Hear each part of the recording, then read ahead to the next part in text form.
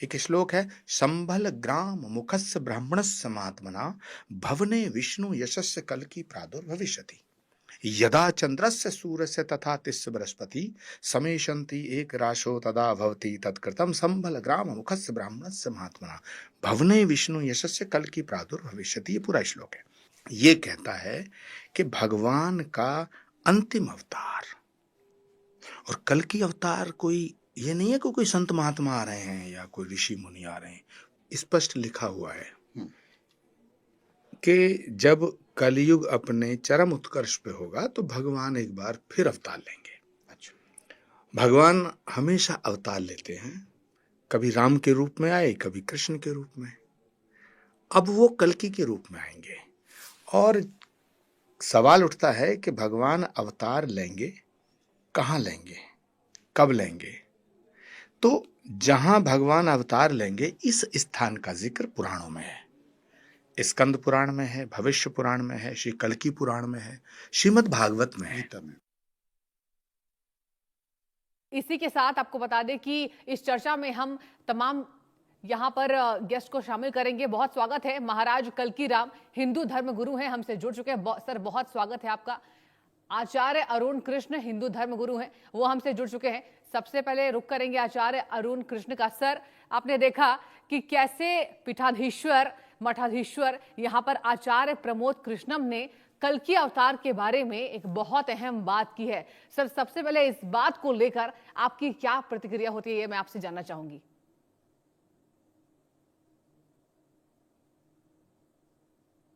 इस वर्ष के लिए बहुत शुभकामनाएं। आप सदैव स्वस्थ रहें, प्रसन्न रहें और दीर्घायु हों।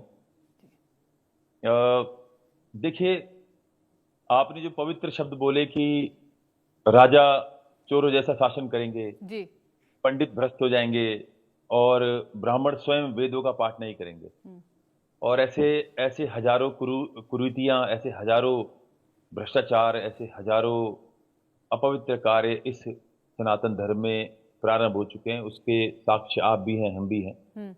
और भगवत गीता भी कहती है कि यदा यदा हि धर्मस्य ग्लानिर्भवति भारत अभ्युत्थानम अधर्मस्य तदात्मानं सृजाम्यहम् परित्राणाय साधूनां विनाशाय दुष्कृताम्।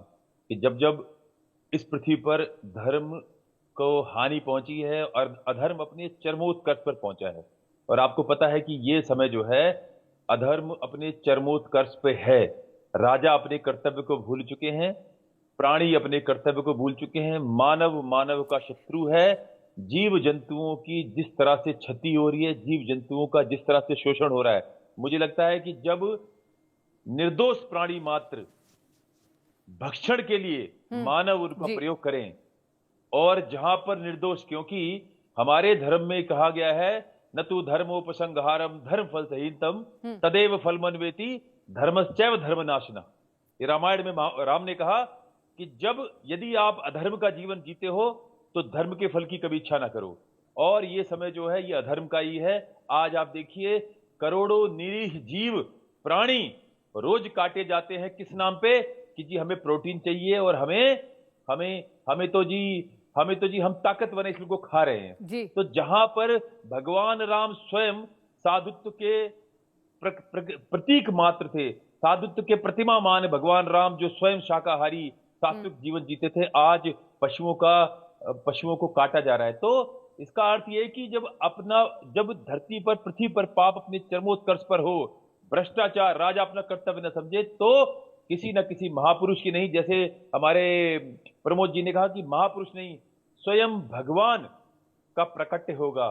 तो ये धरती महापुरुषों की, ये धरती परम पिता ब्रह्म की है। अवश्य हमारी आशा यह है कि कल्कि भगवान का अवतार हो, लेकिन क्योंकि कल्कि भगवान का अवतार अभी इस युग की समाप्ति के बाद है, जो श्रावण 4 लाख वर्ष बाद की जो अभी भविष्यवाणी है, जिसमें वो श्रावण मास के शुक्ल पक्ष में भगवान कल्कि का जन्म होना है, ऐसा माना जा रहा है पौराणिक कथाओं के अनुसार। और क्योंकि मैं मानता हूं कि ऐसे बहुत से लोग, आप एक बात आपको और बताऊं देवी जी, कि मुझे लगता है कि जब कोई अवतार प्राकट्य होता है तो एक आम जनमानस इस बात को कभी ना स्वीकार कर पाता, ना समझ पाता कि कोई मनुष्य ऐसा इस पृथ्वी पर पहले से ही या फिर उसका जन्म हो चुका है। देखिए, आने वाले कल में आप मेरी भविष्यवाणी सुन लीजिए, एक भविष्यवाणी हमारी है। आने वाले कल में बांग्लादेश के मुसलमान, पाकिस्तान के मुसलमान और भारत के मुसलमान आपको काफिरों के विरुद्ध एक साथ युद्ध करते मिलेंगे। काफिरों को एक साथ उनके ऊपर आक्रमण करते मिलेंगे, सारे मुसलमान, चाहे वो भारत के हों, पाकिस्तान के हों, बांग्लादेश के। तो बचेगा कौन? आप बचोगी, मैं बचूंगा इस युद्ध को लड़ने के लिए। तो जो इस आचार्य जी बने रहिए हमारे साथ, आपसे आगे भी चर्चा हम करेंगे। देखिए, मान्यता है कि कल्कि परशुराम से शिक्षा ग्रहण करेंगे, जो उन्हें शस्त्र विद्या और युद्ध कला सिखाएंगे। कल्कि का विवाह, आपको बता दें दर्शकों, पद्मावती से होगा, जो श्रीलंका की राजकुमारी होंगी। कल्कि पुराण में वर्णन है कि ये पद्मा को जीतने के लिए एक युद्ध लड़ने वाले हैं। बाद में उनकी दूसरी पत्नी रमा होगी। उनके 2 पुत्र होंगे, जय और विजय।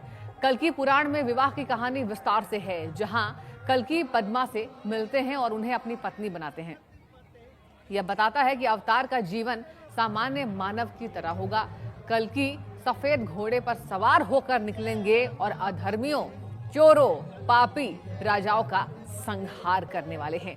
वे दुनिया भर में घूमेंगे और करोड़ों पापियों को मारेंगे। अंत में वे अशोक मध्य यज्ञ करेंगे और धर्म की पुनर्स्थापना करेंगे। धाम है भगवान कल्कि का धाम, श्री कल्कि धाम, जो उनके आने से पहले स्थापित हुआ। दूसरी विशेषता है कि श्री राम जन्मभूमि मंदिर के शिलान्यास के बाद भारत के यशस्वी प्रधानमंत्री आदरणीय नरेंद्र मोदी